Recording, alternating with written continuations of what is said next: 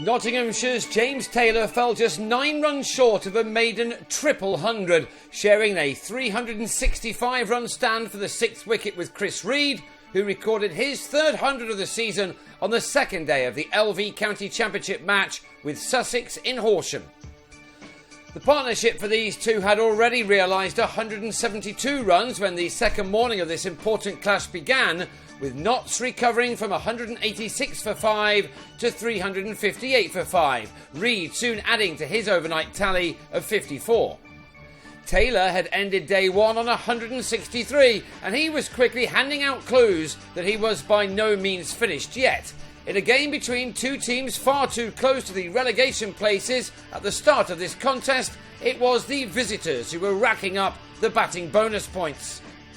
The 400 was reached in the 108th over, an over in which the terrific Taylor added this 6 to his 28 other 4s, which had him closing in on his second double hundred against this opposition and the 4th of his career. Out of touch for much of this season, Taylor must have been overjoyed with this moment, as a second maximum of Peter Burgoyne took him to his 200, a knock of immense class from the 25-year-old who always worked so hard at his game. He'd needed 294 balls so far in a knock which had been going on for 399 minutes.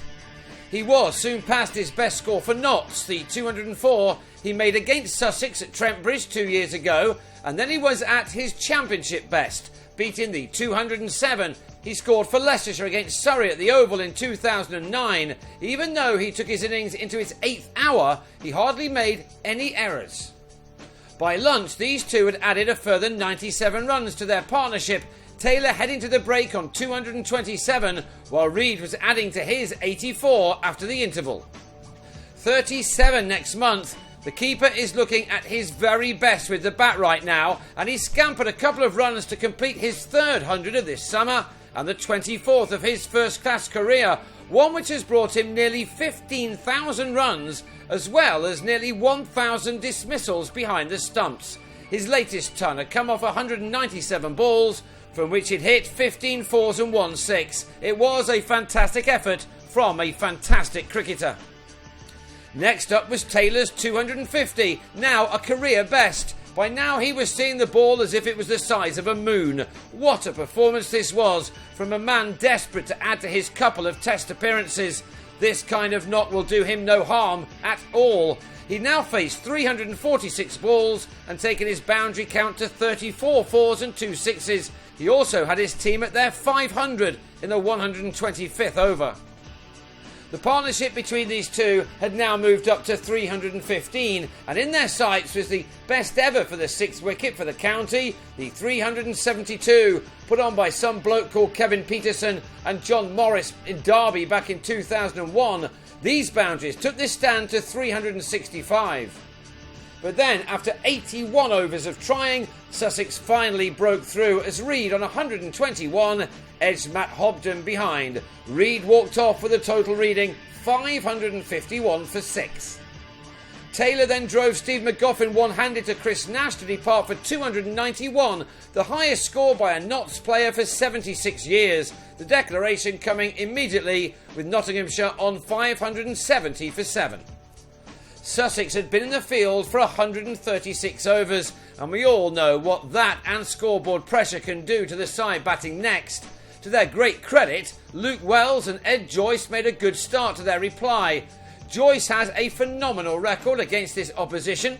He scored a big 100 against them at this ground a few years ago, and his Sussex best of 204 not out was also made against Notts at Trent Bridge 2 years since. He proved that there was nothing to worry about in this pitch as he hooked Harry Gurney for a 6 to take his side to 53 without loss at tea. The visitors included the 40-year-old Gary Keady in their team for the first time this season, and the spinner was soon sent into the distance by Wells when he came on to bowl, as this opening stand was taken up to 79. But then both men were out in quick succession, each for 40. Gurney disposed of Joyce before Wells edged a ball from the same man that he could have left alone. Sussex seemed intent on going after Keady. Matt Machin hit the former Lancashire spinner over the rope twice in the space of 3 deliveries. as Sussex brought up their 100 in the 25th over for the loss of their two openers. Nash also struck a six off the man who is also part of the backroom setup at Trent Bridge as a physio and coach. But next ball it was revenge time for the bowler as Nash went after a delivery thrown in a little wider and edged to Stephen Mullaney. Nash was out for 11 and then in the next over Gurney grabbed his third wicket as Machin was on his way for 20, Reid taking his number of dismissals in the first class game to 983. Scoreboard pressure did indeed appear to be playing on the home batsmen's minds, and they were in danger of falling a very long way behind here. But Craig Kachopa and Luke Wright got their heads down in the hour that remained before bad light and rain brought a slightly premature end to proceedings. These two had added 34 runs for the fifth wicket and will resume their partnership on the third morning with their side on 157 for 4, which still has Sussex a massive 413 runs behind. Nottinghamshire will hope to keep chipping away with wickets to keep themselves in control.